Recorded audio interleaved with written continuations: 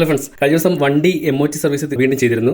കഴിഞ്ഞപ്പോഴത്തേക്ക് അപ്പം ടയർ മാറ്റണമെന്ന് പറഞ്ഞു. നോക്കിയപ്പോഴത്തേക്ക് tyre depth worn out up to legal limit എന്നുള്ള മോഡലാണ് കണ്ടത്. ലീഗലി ആണെങ്കിൽ 1.6 മില്ലിമീറ്റർ മിനിമം വേണം എന്നുള്ളതാണ് പറയുന്നത്. അപ്പോൾ ശരിക്കും ടയർ അത്രയും പ്രശ്നമുണ്ടോ? നമ്മുടെ നാട്ടിൽ വെച്ചിട്ട് ഞാൻ നോക്കിയിട്ട് അത്ര പ്രശ്നങ്ങളില്ല. അപ്പോൾ അതെങ്ങനെ ചെക്ക് ചെയ്യാമെന്ന് നോക്കിയപ്പോഴത്തേക്കാണ് ഈ ഡിവൈസ് പറ്റി കണ്ടത്. ആമസോണിൽ നിന്ന് വാങ്ങിയതാണ്. ഇത് നോക്കുവാണെങ്കിൽ കണ്ടോ, ഇത് ടയറിന്റെ ആ ത്രെഡിന്റെ ഇടയ്ക്കോട്ട് വെക്കേണ്ട സാധനമാണ്. ഇത് പ്രസ് ചെയ്ത് കഴിയുമ്പോഴത്തേക്ക് ഇങ്ങനെ മുകളിട്ട് വരുമ്പോൾ എത്രത്തോളം വോണായി എന്നുള്ളത് ഇവിടെ കാണും. ഈ പച്ച കംപ്ലീറ്റ് സേഫ് ആണ്, യെല്ലോയിലേക്ക് വരുമ്പോൾ വാണിംഗ് ആയി, റെഡിലോട്ട് വന്നു കഴിഞ്ഞാൽ മാറ്റിയിരിക്കണം. അതാണ് നിയമം. അപ്പോൾ ഇതെങ്ങനെ വർക്ക് ചെയ്യുന്നതെന്ന് നമുക്ക് നോക്കാം. ആദ്യം തന്നെ നമുക്ക് ഫ്രണ്ട് ടയർ ചെക്ക് ചെയ്യാം. കളർ ഇൻഡിക്കേറ്ററിന്റെ ഭാഗം ഫുൾ ഇൻസേർട്ട് ചെയ്ത് വെച്ചിട്ട് മറുഭാഗം ടയറിന്റെ ത്രെഡിലേക്ക് ഇതുപോലെ പ്രസ് ചെയ്യണം. പച്ചയാണ്, 1.6 mm ഉണ്ട്, സേഫ് ആണ്. ഇനി പ്രശ്നം പറഞ്ഞ ബാക്ക് ടയർ അതുപോലെ തന്നെ നമുക്ക് ചെക്ക് ചെയ്യാം.